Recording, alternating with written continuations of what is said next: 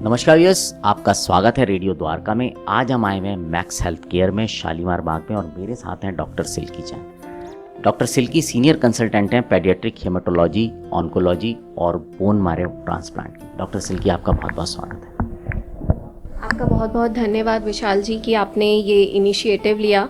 19 जून जिसको हम sickle cell awareness day की तरह ऑब्जर्व करते हैं हर साल, सो ये बहुत ज़रूरी है कि हम इस दिन इस बीमारी के बारे में जागरूकता उत्पन्न करें एक आम जनता में, क्योंकि जब तक जागरूकता नहीं होगी तो बीमारी का इलाज भी ठीक से नहीं हो पाता है। सिकल सेल डिजीज़ या सिकल सेल अनीमिया होता क्या है?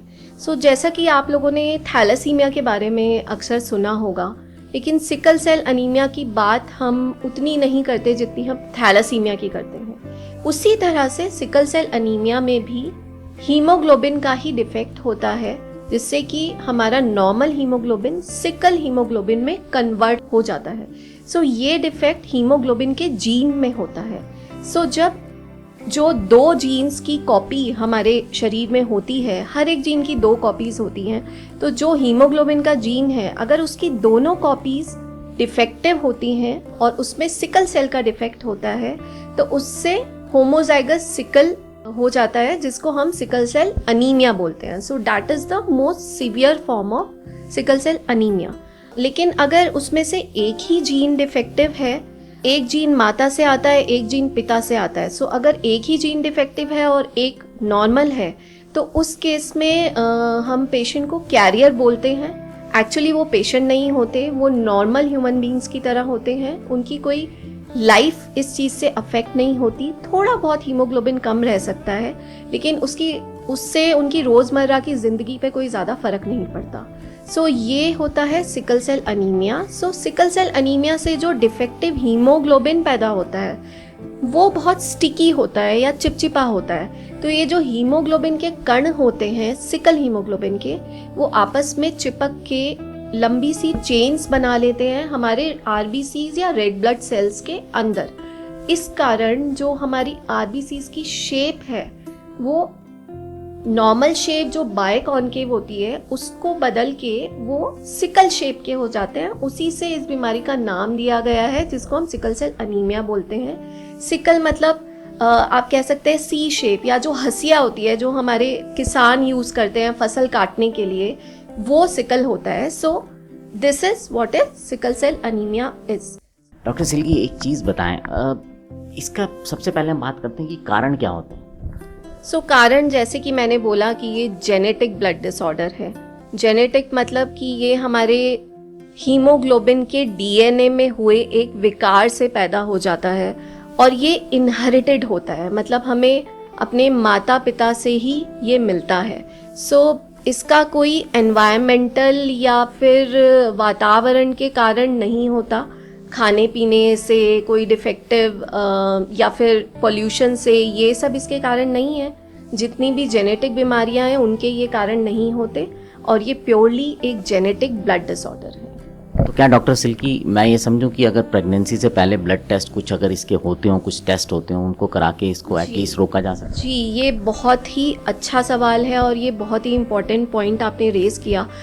मैं आगे इसके बारे में बताऊंगी कि सिम्टम्स क्या हैं या मैनेजमेंट क्या है, लेकिन क्योंकि हमने इसके बारे में अभी बात करनी शुरू कर दी है, तो इसको प्रिवेंट कैसे किया जाए। प्रिवेंट हम कर सकते हैं अगर हम 2 डिफेक्टिव सिकल सेल हीमोग्लोबिन की कॉपीज को मिलने से रोकें। और ये कैसे हो पाएगा? हमारे सारे यंगस्टर्स को शादी से पहले अपना सिकल सेल स्टेटस पता होना चाहिए, और वो हमें कैसे पता लगेगा? सिंपल ब्लड टेस्ट से। जैसे कि सीबीसी, पेरिफेरल स्मीयर मतलब हम खून की एक बूंद की स्लाइड बना के उसको माइक्रोस्कोप में देखते हैं। अगर हमें वो sickle shaped red blood cells नजर आते हैं, that can indicate sickle cell anaemia. It's a very simple test, blood test. And again a simple blood test is HPLC, जिसमें कि सिकल हीमोग्लोबिन, जो कि डिफेक्टिव हीमोग्लोबिन होता है, उसकी मात्रा हमें पता लग जाती है।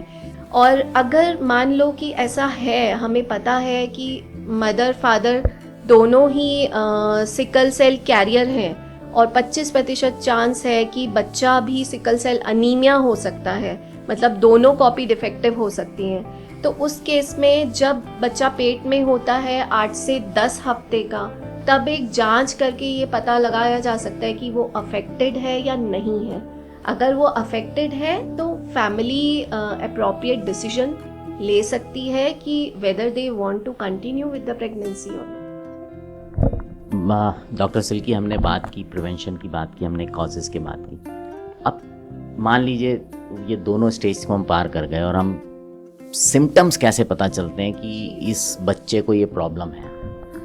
जो सिम्टम्स होते हैं वो उनको हम 3 कैटेगरी में डिवाइड कर सकते हैं। सो जो मोस्ट कॉमन सिम्टम्स होते हैं वो होता है पेन। इन बच्चों में काफ़ी ज़्यादा दर्द होता है, और ये दर्द क्यों होता है? क्योंकि जो हमारी खून की नसें होती हैं, छोटी वाली खून की नसें, उनमें ये जो शार्प पॉइंटेड सिकल सेल्स होते हैं ये जाके अटक जाते हैं। वो उनका प्रवाह उतना स्मूथली नहीं हो पाता जितना नॉर्मल बायकॉन्केव शेप्ड आरबीसीज का रहता है। इसी कारण इसकी मोस्ट ऑफ द मैनिफेस्टेशंस इसी कारण से उत्पन्न होती हैं। सो जो पेन होता है वो क्रॉनिक भी रह सकता है, लेकिन मोस्ट कॉमनली ये एपिसोड्स में होता है। सो 6 महीने के बाद से अगर बच्चे को सिकल सेल अनीमिया है, सो उसमें बच्चे को जगह जगह पे पेन हो सकता है। ऐसा पेन चेस्ट में भी हो सकता है, हमारे हाथ पैरों में भी हो सकता है, और पेट में भी हो सकता है। लेकिन जो मोस्ट कॉमनली छोटे बच्चों में हमने देखा है वो उंगलियों में और जो हमारे फुट के टोज होते हैं, सो इनमें इनकी सूजन हो जाना और सिवियर पेन होना, इससे ये बच्चे ग्रस्त रहते हैं, बार बार हॉस्पिटल में प्रेजेंट करते हैं। It is also the most common cause of presentation to the hospital and admission in the hospital. जो दूसरा सिम्टम मैं बताना चाहूँगी, सो दूसरी तरह के सिम्टम होते हैं इन्फेक्शंस। सो इन्फेक्शंस, रिपीटेड इन्फेक्शंस बहुत कॉमन होते हैं इन बच्चों में, और इसके कारण उन्हें बार बार बुखार होता है। सो जो इन्फेक्शंस हैं वो किसी भी प्रकार के हो सकते हैं, जैसे कि ब्लड स्ट्रीम में इन्फेक्शन हो सकता है, ब्लड का इन्फेक्शन जिसको हम सेप्सिस बोलते हैं या ब्लड स्ट्रीम इन्फेक्शन बोलते हैं। बाकी मेनिंजाइटिस जैसे कि ब्रेन का इन्फेक्शन। एक टिपिकल इन्फेक्शन जो सिकल के पेशेंट्स में पाया जाता है वो है बोन का इन्फेक्शन, जिसको हम ऑस्टियोमाइलाइटिस कहते हैं। सो ये इन्फेक्शन होते क्यों हैं? क्योंकि ये जो सिकल आरबीसीज होते हैं वो हमारी तिल्ली को धीरे धीरे ख़त्म कर देते हैं, और जो हमारी तिल्ली होती है उसका बहुत इम्पॉर्टेंट रोल होता है हमारी बॉडी की इम्यूनिटी मेंटेन करने में। जो तीसरा तरह का मैं मैनिफेस्टेशन बताने वाली थी वो है अनीमिया। सो जैसे कि नाम में ही है सिकल सेल अनीमिया, और ये रेड ब्लड सेल्स का ही एक विकार है, तो इसमें अनीमिया होना स्वाभाविक है। जब ये पॉइंटेड सिकल सेल्स जाके कहीं अटक जाते हैं तो ये टूट भी बहुत जल्दी जाते हैं, क्योंकि ये रिजिड होते हैं। सो जब ये टूटते हैं उस प्रक्रिया को हम कहते हैं हिमोलिसिस, और उसकी वजह से बिलीरुबिन रिलीज होता है, जिसकी वजह से जॉन्डिस या फिर पीलिया भी हो सकता है। So anaemia and jaundice, these are also the manifestations of sickle cell anaemia. And anaemia can either be chronic, कि थोड़ा थोड़ा अनीमिया चले जा रहा है, लेकिन कभी कभी जैसे मैंने पेन क्राइसिस की बात की थी, एक्यूट अनीमिया भी हो जाता है, जिसमें कि हीमोग्लोबिन की मात्रा सडनली बहुत जल्दी ड्रॉप कर जाती है। और ये 3 कारणों से हो सकता है।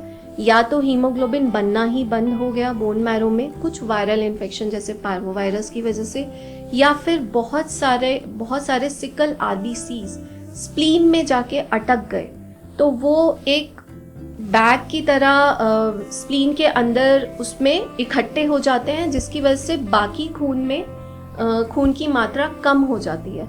और तीसरा होता है हिमोलिटिक क्राइसिस, जिसमें कि सिकल आरबीसीज एकदम से बहुत ज़्यादा मात्रा में टूट जाते हैं, हीमोलाइज हो जाते हैं, जिसकी वजह से अनीमिया हो जाता है। सो ये मेन 3 कैटेगरी थी। इसके अलावा एक्यूट चेस्ट सिंड्रोम और स्ट्रोक, ये 2 और कॉम्प्लिकेशंस हैं जो बहुत सिवियर कॉम्प्लिकेशंस होती हैं सिकल सेल अनीमिया के केसेस में। अच्छा डॉक्टर सिल्की, अब मैं बात करूँ अगर इसकी मैनेजमेंट और या ट्रीटमेंट की, तो क्या चीज़ें रहती हैं? जी, मैनेजमेंट को हम उस तरह डिवाइड कर सकते हैं कि एक तो है सपोर्टिव केयर, जिसमें कि मैनिफेस्टेशंस के हिसाब से, जैसे कि अगर पेन है तो हम पेन का इलाज करें पेन किलर्स देकर। कई बार इन बच्चों को जब सीवियर पेन होता है तो हमें इनको हॉस्पिटल में एडमिट करके ड्रिप से पेन किलर लगाना पड़ता है, जो कि कंटिन्यूस भी चलाना पड़ता है कई बार, जब इनमें टैबलेट से या ओरल दवाइयों से कोई आराम नहीं मिलता। फिर जो इन्फेक्शंस होते हैं, हर एक इन्फेक्शन सिकल सेल के पेशेंट में एक इमरजेंसी होता है, उनको जल्दी से जल्दी एंटीबायोटिक लगानी चाहिए। क्यों? क्योंकि उनकी इम्यूनिटी कम होती है तिल्ली के खराब होने की वजह से। फिर तीसरा है कि जो मैंने बताया था कि अनीमिया हो सकता है, हीमोग्लोबिन ड्रॉप कर सकता है, उसके लिए हम ब्लड ट्रांसफ्यूजन दे सकते हैं सिंपल, या फिर खून को बदल सकते हैं, जिसको एक्सचेंज ब्लड ट्रांसफ्यूजन भी बोलते हैं। वो जो एक्यूट कॉम्प्लिकेशन जैसे चेस्ट सिंड्रोम और मैंने स्ट्रोक बताया, उसमें भी ब्लड ट्रांसफ्यूजन कई बार हमें एक्यूट कॉम्प्लिकेशंस की मैनेजमेंट में हेल्प करता है। मैंने अभी सपोर्टिव केयर की बात की कि हम पेन किलर्स देकर, एंटीबायोटिक्स देकर, अच्छा हाइड्रेशन मेंटेन करके और इन सब चीज़ों से हम सिकल सेल अनीमिया को मैनेज करते हैं। लेकिन एक और बात जो हमें समझनी चाहिए, एक कुछ दवाइयाँ होती हैं जिनको डिजीज़ मॉडिफाइंग ड्रग्स बोलते हैं, उनसे इसकी कॉम्प्लिकेशंस को कम किया जा सकता है। सो जैसे एक दवाई है हाइड्रोक्सी यूरिया, ये एक ओरल ड्रग है, कैप्सूल्स की फॉर्म में आता है। सो इससे क्या होता है, फीटल हीमोग्लोबिन की मात्रा हमारे ब्लड में बढ़ जाती है। तो जब किसी और तरह का हीमोग्लोबिन हमारे ब्लड में बढ़ जाएगा तो सिकल हीमोग्लोबिन, जो डिफेक्टिव हीमोग्लोबिन है, उसकी रिलेटिव क्वांटिटी कम हो जाएगी, तो उससे कॉम्प्लिकेशंस होने का चांस भी कम हो जाता है। और इस ड्रग को हम 9 मंथ्स ओल्ड में भी, उसके बाद से हम इसको यूज़ कर सकते हैं और ये काफ़ी लंबे टाइम तक हम चला सकते हैं। इसके अलावा जो प्रिवेंशन ऑफ कॉम्प्लिकेशंस है वो भी बहुत ज़रूरी है।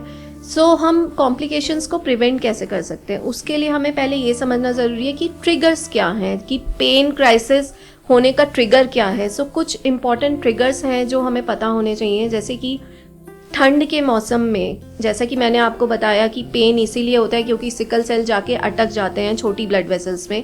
जब ठंड होती है तो वो छोटी ब्लड वेसल्स ऑलरेडी थोड़ी सिकुड़ जाती हैं, तो कोल्ड वेदर में ज़्यादा होने के चांसेस होते हैं। फिर कोई भी अगर इन्फेक्शन है या स्ट्रेस है या फिर शरीर में खून पानी की कमी हो गई है तो उसमें हमारा खून और गाढ़ा हो जाता है, जिससे कि वो अटक सकता है छोटी ब्लड वेसल्स में। सो हमें इन बातों का ध्यान रखना है। हमें हाइड्रेशन बहुत अच्छा रखना है, जिससे कि हमारा खून और गाढ़ा ना हो और ये जो चिपकने वाले सिकल आरबीसीज होते हैं वो जाके और डैमेज हमारे वेसल्स में ना करें। So being well hydrated is very very important. And then maintaining hygiene, क्योंकि जैसे मैंने बताया कि इम्यूनिटी बॉडी की कम होती है, लाइफ थ्रेटनिंग इन्फेक्शंस भी हो सकते हैं, तो हमें साफ़ सफाई का ध्यान भी बहुत ज़्यादा रखना है। इसके अलावा इन पेशेंट्स में कुछ रेगुलर दवाइयाँ हमें देनी होती हैं, जैसे कि पेनिसिलिन प्रोफाइलैक्सिस, मतलब कि इन्फेक्शन के प्रिवेंशन के लिए हमें इन बच्चों को या पेशेंट्स को पेनिसिलिन एंटीबायोटिक पे रखना पड़ता है, जिससे कि इन्फेक्शंस का इंसिडेंस, इन्फेक्शंस के चांसेस थोड़े कम हो जाए। इसके अलावा एक और जो बहुत इम्पॉर्टेंट चीज़ है वो है वैक्सीनेशन, क्योंकि सिकल सेल एनीमिया में कुछ इन्फेक्शंस ज़्यादा कॉमन होते हैं, जैसे न्यूमोकोकल, मेनिंगोकोकल या फिर हीमोफिलस इन्फ्लुएंजा। अच्छी बात यह है कि इन सभी के अगेंस्ट वैक्सीन अवेलेबल है। सो जो भी सिकल सेल का पेशेंट है उनको हमें, अगर हमारे पास कोई सिकल सेल का पेशेंट आता है तो हमें ज़रूर चेक करना है कि उसको ये सारी वैक्सीन्स मिली हैं या नहीं मिली। सो ये मैनेजमेंट हो गया सपोर्टिव केयर और प्रिवेंशन ऑफ कॉम्प्लिकेशंस का। फिर अगर हम इसको क्योर करना चाहते हैं, अब इसको क्योर कैसे करेंगे, ये तो जेनेटिक ब्लड डिसऑर्डर है। सो इसका क्योर सिर्फ एक ही तरह से संभव है और वो है बोन मैरो ट्रांसप्लांट। सो बोन मैरो ट्रांसप्लांट क्या होता है? बोन मैरो ट्रांसप्लांट में हम जो डिफेक्टिव हमारी कोशिकाएं हैं या स्टेम सेल्स हैं, जैसे कि मैंने कहा कि ये जेनेटिक डिफेक्ट है हीमोग्लोबिन का। सो वो जो डिफेक्टिव स्टेम सेल्स हैं, जो डिफेक्टिव हीमोग्लोबिन बना रहे हैं, उनको हम अगर हेल्दी स्टेम सेल्स से रिप्लेस कर दें डोनर के हेल्दी स्टेम सेल्स से। सो यही काम होता है बोन मैरो ट्रांसप्लांट का कि डिफेक्टिव स्टेम सेल्स को हेल्दी स्टेम सेल्स से रिप्लेस करना।